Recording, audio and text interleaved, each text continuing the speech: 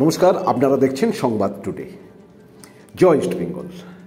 আজ আইএসএলের উইন্ডার উইন্ডোজের ট্রান্সফারের শেষ দিন ছিল, তাই এই শেষ দিনে দেখে নেওয়া যাক যে শেষ পর্যন্ত এই 12 দলের কারা কি পেল বা কি গেল তাদের।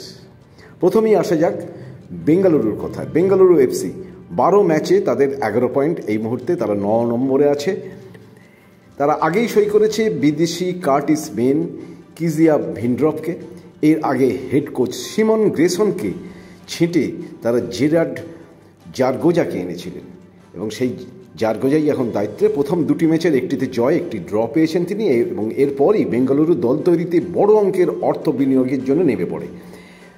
শেষ পর্যন্ত তারা নিখিল পূজারি, চিঙ্গালসান সিং, অলিভার ড্রস্টকে দলে নিয়েছেন এবং বিমানে উঠে পড়েছেন কার্টিস সেন। এরপরে আসা যাক চেন্নাই এফসির কথায়।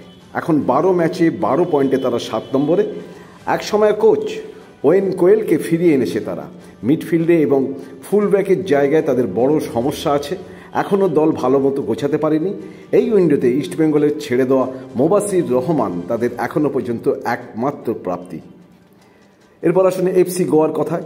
টেবিলে 2 নম্বরে 10 ম্যাচ খেলে 24 পয়েন্ট নিয়ে রয়েছে তারা, এখনও অপরাজিত। Coach Manolo Marquez. মিডফিল্ডে ভিক্টর রড্রিগেজ চোট, তার বদলি হিসাবে প্রাপ্তি ইস্টবেঙ্গলের বোর্জা হেরেরাকে তারা লোনে নিয়েছে। এছাড়া মোহাম্মদ ইয়াসির ও নিম দর্জিকেও পেয়েছে তারা। আসা যাক হায়দ্রাবাদ এফসির কথায়। বিপর্যস্ত আর্থিক অবস্থা এবং যাদের 11 ম্যাচের এখনও পর্যন্ত মাত্র 4 পয়েন্ট, সবার শেষে। অধিকাংশ ফুটবলারকে 3 মাস বেতন দিতে পারেনি তারা, তার ফলে তারা রিলিজ নিয়ে চলে গেছে অন্য দলে। দুর্ভাগ্য হায়দ্রাবাদের। চলে গেছেন পেত্রি পেন্ডানেন, হিতেশ শর্মা, মোহাম্মদ ইয়াসির, ভিঘ্নেশ দক্ষিণমূর্তি, নিম দর্জি, নিখিল পূজারি, শানা সিংয়ের মতো এক গুচ্ছ ফুটবলার। এরপর আসা যাক জামশেদপুর এফসির কথায়। এখন লিগ টেবিলের 10 নম্বরে কোচ স্কট কুপার মতের অমিল হয়ে চলে যান। পরে খালিদ জামিলকে তারা দায়িত্ব দিয়েছেন এবং এবারের এই উইন্ডোতে এখনও পর্যন্ত তাদের প্রাপ্তি শূন্য, দল কেউ ছাড়েননি। আসা যাক এবার কেরালা ব্লাস্টার্সের কথায়। বর্তমানে লিগ টেবিলের শীর্ষে দলের একাধিক ফুটবলার চোট আঘাতে রয়েছেন এবং এর ফলে এই চোট আঘাতের ফলে আদ্রিয়ান লুনা এবং অভিনব ডোহলিং এই মরশুমে পুরোপুরি খেলার বাইরে, আর তারা এই মরশুমে খেলতে পারবেন না। তবে এই পর্বের মাঝামাঝি সময় ফ্রেডি লাল ওয়ামা, ভিবিন মহানান এবং জ্যাকসন সিংয়ের ফেরার সম্ভাবনা প্রবল। আর প্রাপ্তি নতুন করে ফ্রেডর কার্নিচ। এবার আসা যাক অন্য দলের কথা। অন্য দল বলতে আছে মোহনবাগান সুপার জায়ান্ট। 10 ম্যাচে 19 পয়েন্টে 5ম স্থানে রয়েছে। নতুন কোনো প্রাপ্তি নেই, তারা হারায়ও নেই কিছু।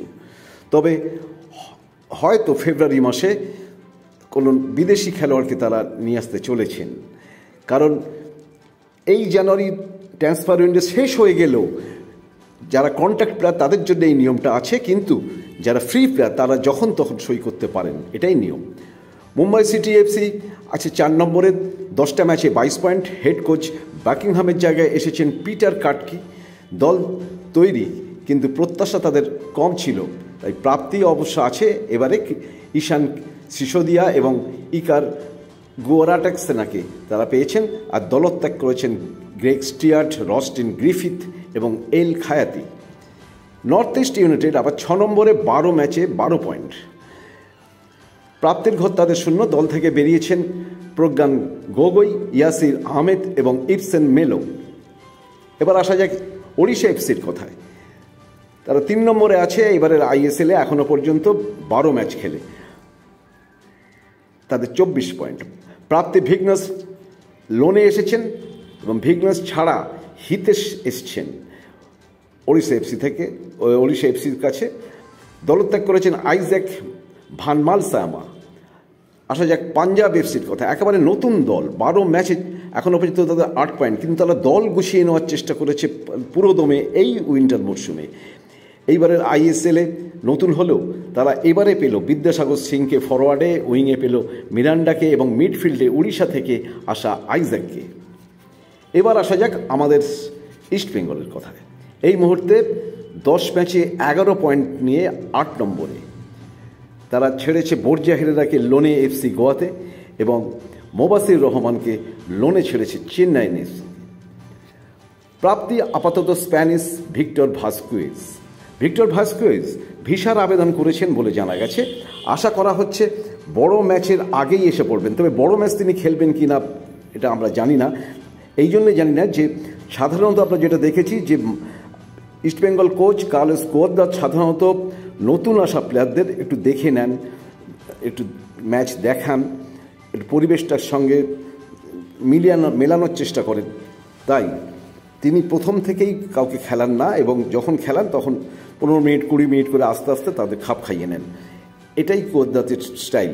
অন্যদিকে কোচ কোয়াদ্রাত আপফ্রন্টেজ ফুটবলার খুঁজতে বিদেশে গিয়েছেন আমরা জানি এবং অনেক পরিকল্পনা নিয়ে গেছেন এবং আজ না হোক আগামী ফেব্রুয়ারিতে, অর্থাৎ আগামীকাল থেকেই ফেব্রুয়ারি শুরু হচ্ছে এবং ফেব্রুয়ারিতেই হয়তো নতুন কোনো আপফ্রন্টের ফুটবলারকে তিনি নিয়ে এসে সই করাবেন এবং আশা করা যাচ্ছে যে কোচ কোয়াদ্রাত সফল হবেন। এবং যেটা নিয়ম সেটা হচ্ছে যে আপনারা যারা ইস্টবেঙ্গল সমর্থক বা মোহনবাগান সমর্থক তাদের ভয় পাওয়ার কিছুই নেই। তার কারণ হচ্ছে কন্ট্রাক্ট খেলোয়াড়দের এই 1 মাসের মধ্যেই তুলে আনতে হয়, সই করাতে হয়, কিন্তু যারা ফ্রি খেলোয়াড় ফ্রি প্লেয়ার তারা যখন ইচ্ছে সই করতে পারেন, এটাই নিয়ম। সুতরাং কোয়াদ্রাত গেছেন এবং জয়ী হয়েই ফিরবেন এই আশাই আমরা করছি। এই পর্যন্তই আমরা এই ভিডিও করলাম এবং আপনাদের শোনালাম, দেখালাম। আপনারা এই ভিডিও লাইক করবেন, শেয়ার করবেন এবং ফরওয়ার্ড করবেন এবং অবশ্যই সাবস্ক্রাইব করবেন এবং কমেন্টস বক্সে গিয়ে কমেন্টস করবেন। আজকের আইএসএলের শেষ দিনের শেষ মুহূর্তের সব খবর আপনাদের সামনে তুলে ধরলাম, তাই আপনাদেরকে জানালাম। এবং আপনারা ভালো থাকবেন, সুস্থ থাকবেন এবং স্যালুট আপনাদের।